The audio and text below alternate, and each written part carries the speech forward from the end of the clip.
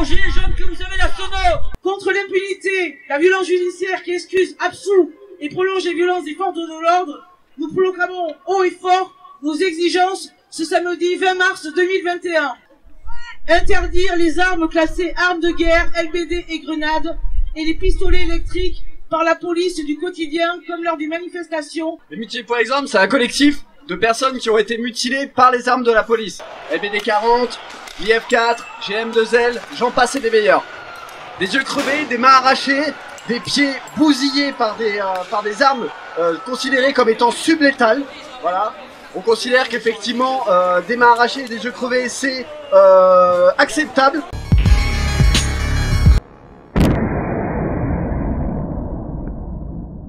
C'est un problème systémique, ce ne sont pas des brebis galeuses.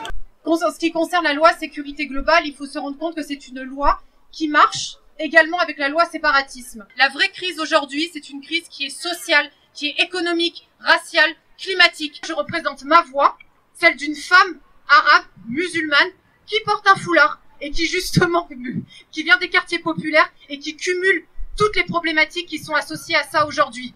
C'est une tristesse pour nous d'être la seule organisation juive qui appelle à ce rassemblement. Ce n'est pas de l'antisémitisme que d'appeler au boycott de l'État d'Israël. Oui, Israël qui institue une législation d'apartheid et contre le peuple palestinien, des crimes de guerre et des crimes contre l'humanité. J'ai grandi dans le même système que vous, sans toutefois vivre la même trajectoire de vie. Les corps noirs ne subissent pas les mêmes traitements. Il est de nos luttes, nous sommes de son combat. Libérez Georges Abdallah.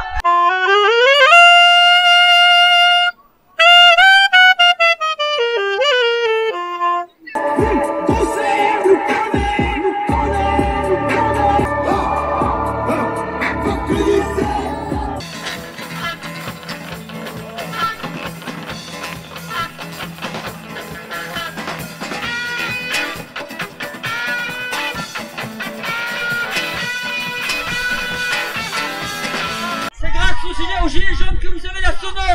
Il faut vous en souvenir. Ils ont œuvré, ils ont manifesté pendant plus de 2 ans. Je les applaudis, les gilets jaunes. Contre l'impunité, la violence judiciaire qui excuse, absout et prolonge les violences des forces de l'ordre, nous proclamons haut et fort nos exigences ce samedi 20 mars 2021. Mettre fin au contrôle d'identité permanent et mettre en place un récépissé qui oblige les agents à justifier leur contrôle. Supprimer le délit d'outrage et de rébellion pour en finir avec les procédures abusives, le harcèlement quotidien et le business des outrages. Interdire le harcèlement répressif et judiciaire contre les manifestants.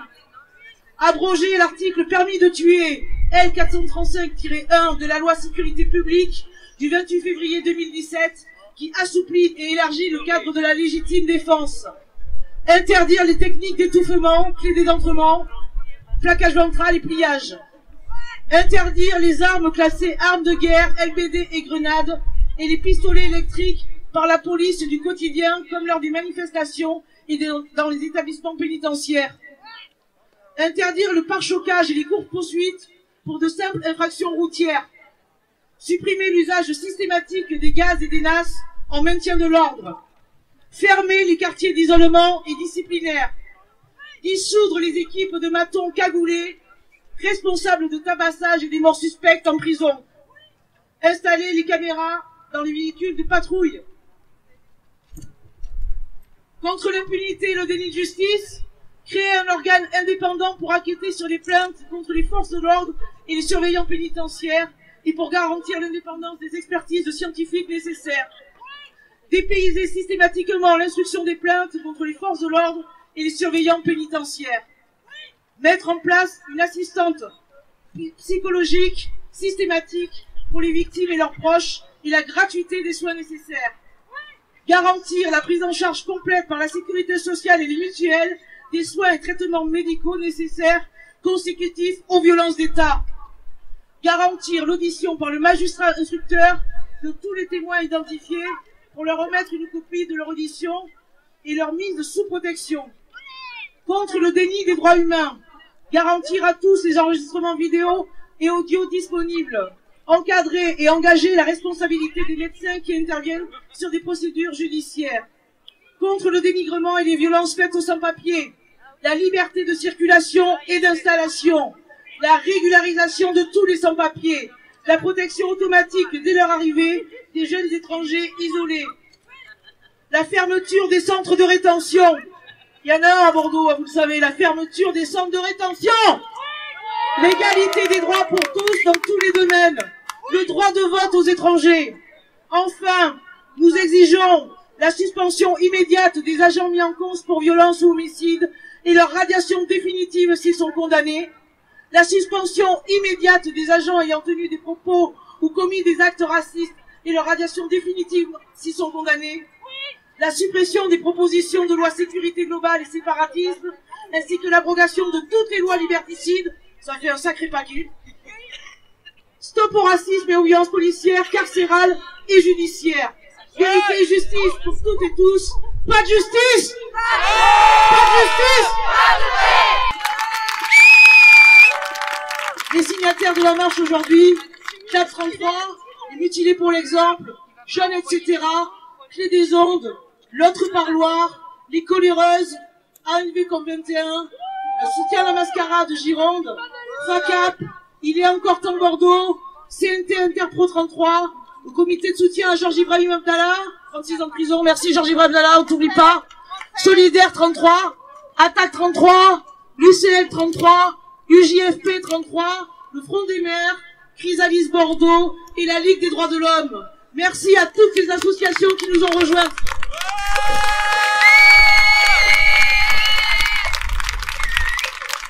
Je vais laisser la parole maintenant aux signataires, à commencer par Antoine, mutilé pour l'exemple, le 8 décembre à Bordeaux.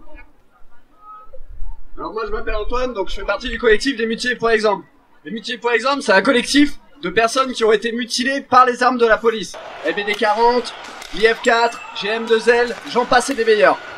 Des yeux crevés, des mains arrachées, des pieds bousillés par des armes considérées comme étant sublétales. Voilà. On considère qu'effectivement des mains arrachées et des yeux crevés c'est acceptable, que c'est une possibilité, que voilà, ça ne pose pas de problème. Ces armes ont été déclarées déjà trop dangereuses. La grenade OFF1 qui a tué Rémi Fraisse a été interdite. À la même époque, la grenade d'IF4, celle qui m'a arraché la main 5 ans plus tard, a été considérée aussi comme trop dangereuse. Ils ont continué à les utiliser malgré tout.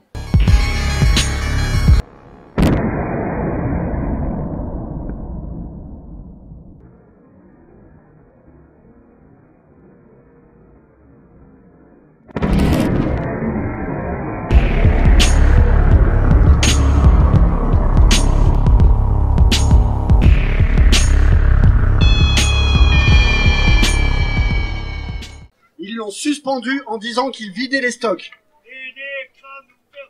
Voilà. Malheureusement, à chaque fois qu'on réussit à faire interdire une de ces armes, elle est remplacée par une autre. La GF4 a été remplacée par la GM2L.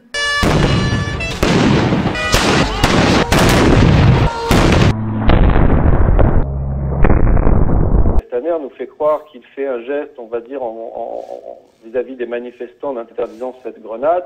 En fait, il remplace la GLIF4 par une grenade qui était déjà prête et qui est aussi dangereuse, voire sinon plus que la GLIF4, puisqu'elle contient un explosif pyrotechnique qui s'appelle du C4, ou l'explosif qui est dans la GM2L, il est 1,6 fois plus puissant que le TNT qui était contenu dans la GLIF4, et que la GM2L contient 48 grammes d'exocire.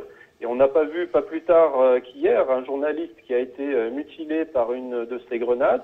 On nous avait expliqué finalement que la GM2L ne contenait plus de parties métalliques. En fait, c'est un nouveau mensonge puisque ce photographe qui a été blessé hier s'est retrouvé avec le détonateur en fait de la grenade qui lui a perforé la cuisse. Et il a dû être opéré pour qu'on lui enlève cette pièce métallique qui était fichée dans sa cuisse. Ça aurait très bien pu être son œil ou son cerveau, c'est à peu près pareil. Le LBD 40 sera bientôt remplacé par une autre arme qui est testée en ce moment dans les dom-toms. Les dom-toms et les quartiers populaires servent de laboratoire de test pour de nouvelles armes, de nouvelles techniques répressives. Il faut le savoir. En ce moment, dans les dom-tom est utilisé le Crush 44, qui est un LBD 40 encore plus puissant, encore plus précis, encore plus léger, et qui va crever beaucoup plus d'yeux, hein. Je peux vous l'annoncer dès le départ. On souhaite effectivement, on a fait notre cheval de bataille de faire interdire toutes ces armes. Mais comme vous l'avez bien compris, ça va beaucoup plus loin que ça. Ça va beaucoup plus loin que les simples revendications qu'on a données tout à l'heure. Ça, ce n'est que le début. C'est une refonte complète de toute la police française qu'il faut revoir. Il faut revoir le système en entier. C'est un problème systémique. Ce ne sont pas des brebis galeuses. Il n'y a pas de brebis galeuses. C'est un système. Tant que nous restons chacun de notre côté, nous ne pourrons pas avancer. C'est pour ça que le réseau Vérité et Justice est important.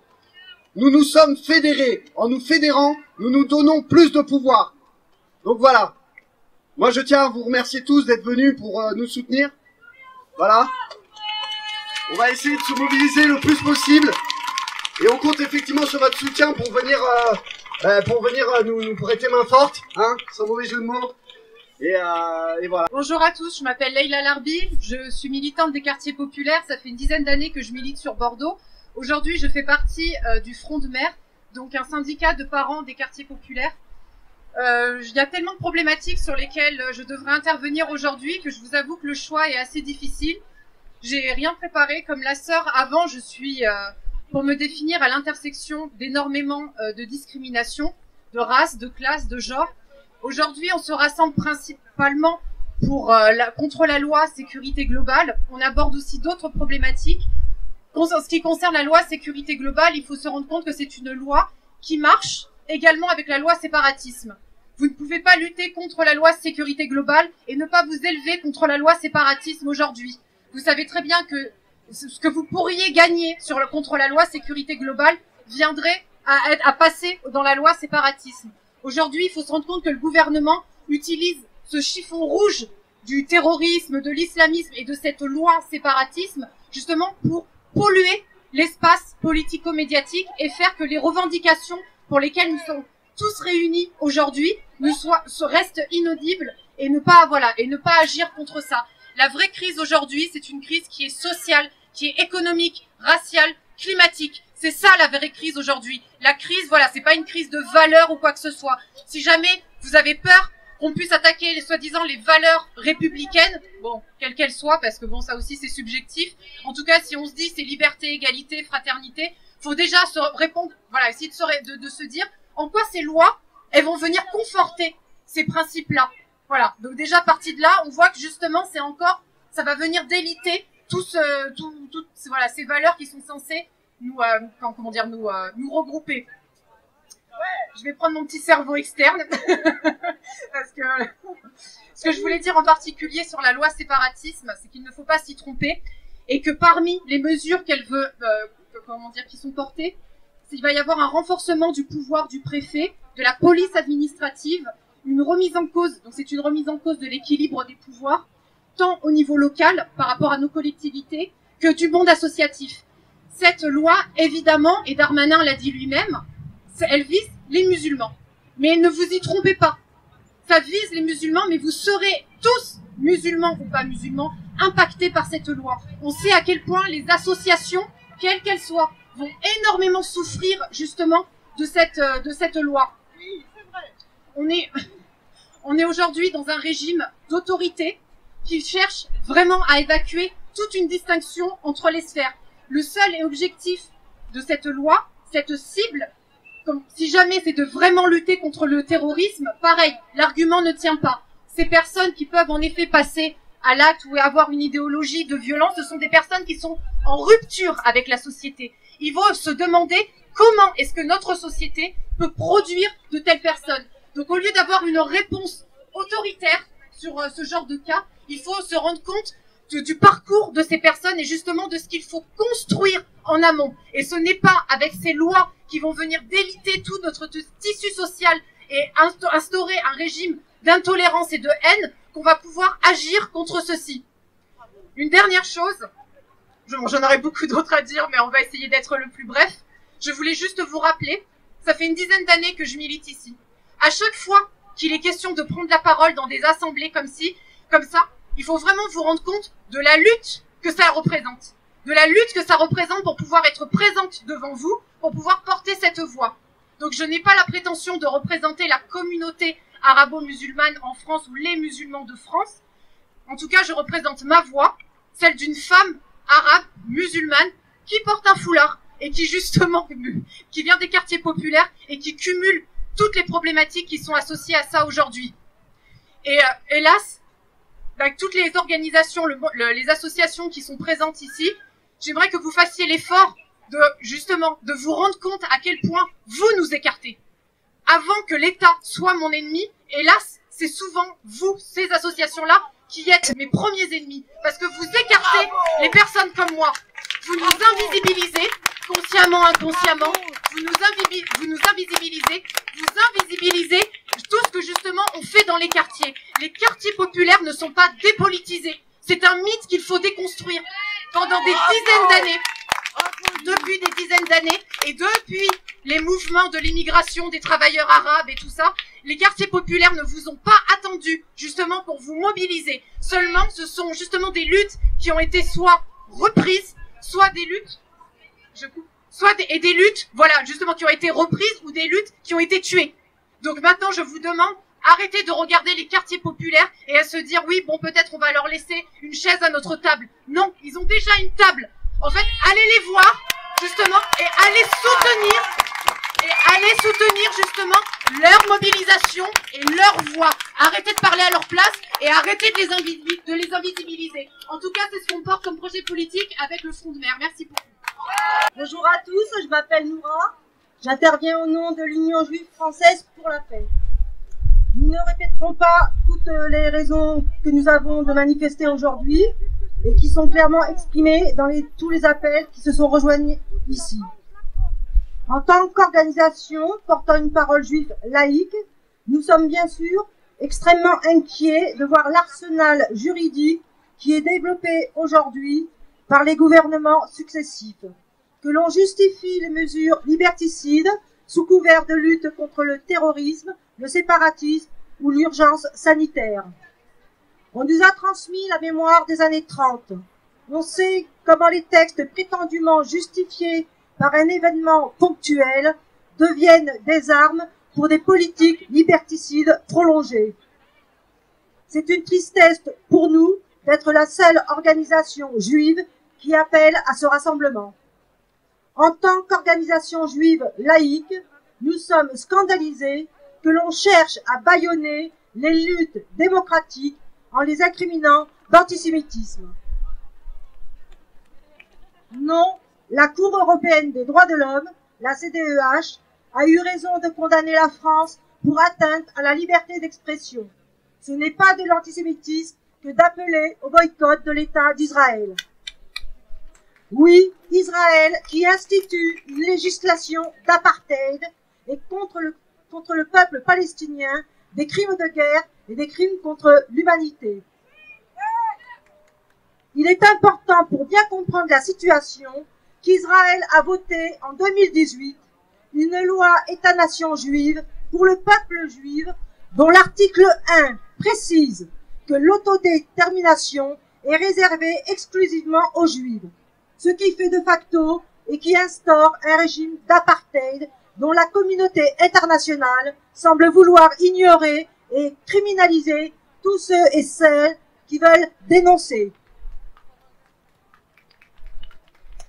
En plus, il n'est pas acceptable que le garde des Sceaux, ministre de la Justice, que l'on a parfois connu mieux inspiré comme avocat, appelle directement les procureurs à ne pas respecter la décision de la CEDH et à vouloir poursuivre pénalement la campagne BDS.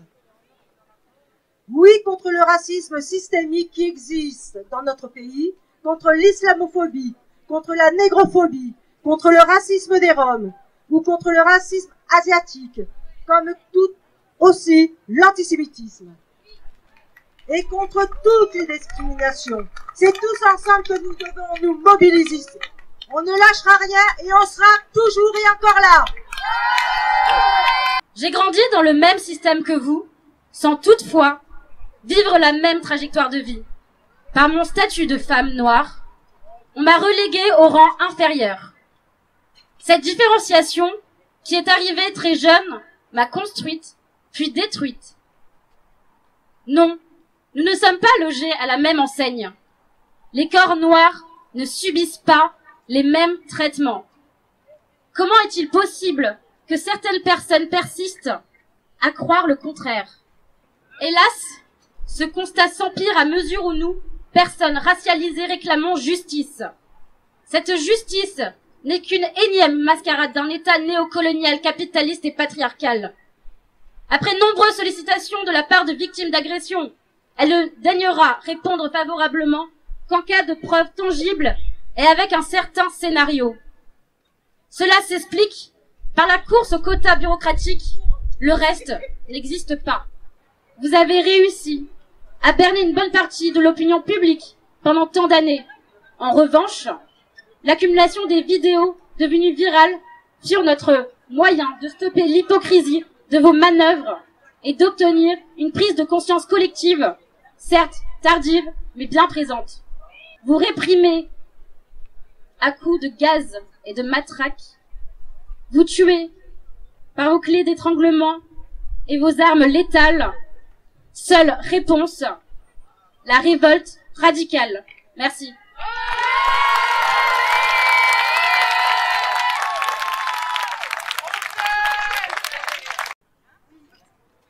Merci à toutes et toutes, merci pour votre présence, ça fait chaud au cœur de voir que effectivement le combat continue et dans toute sa diversité.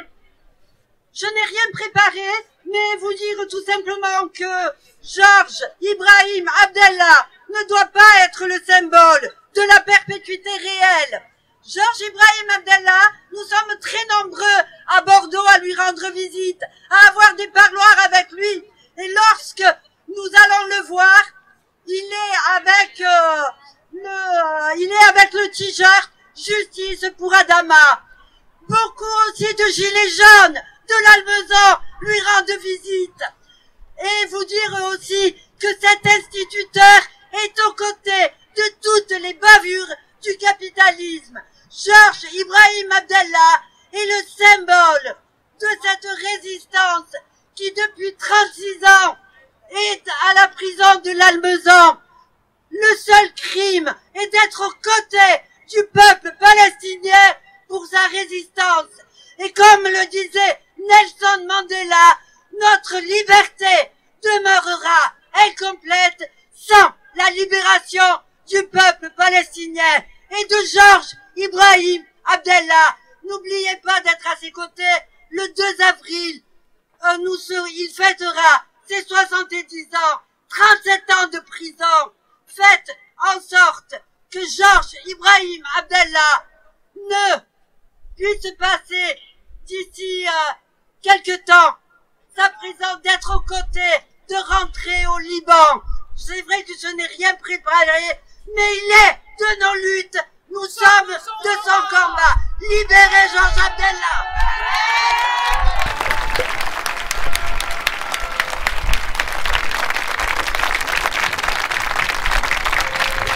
Les jeunes et classes populaires, les polices, les combats.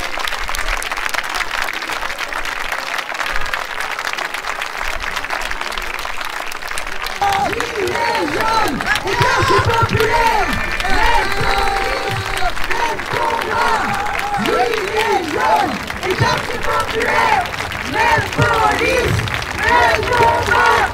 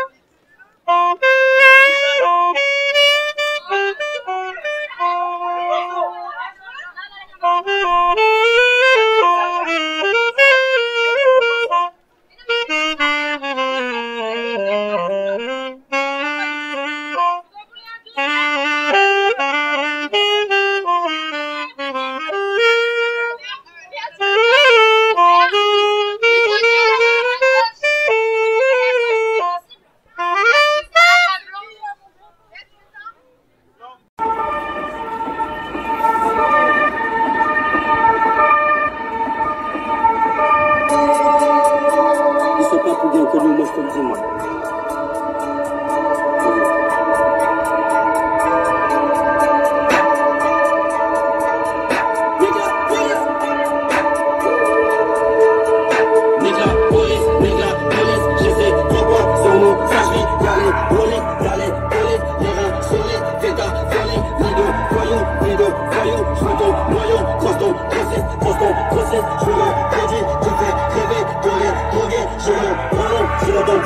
Avec ton talent, de ta copine, j'envoie des talents, j'achète des talents, pour une carabat, j'ai 16 trop de billes, je m'appelle 500, je suis rendu 500 millions de diamants, Ferrari, rapport, Iris, je m'assoce dans ma sacoche, j'ai mis Prada, j'ai mis Prada. Deux fois. Charbonneur non-stop,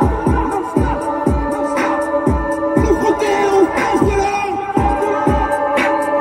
nos journées font leur salaire, fuck que tu sais.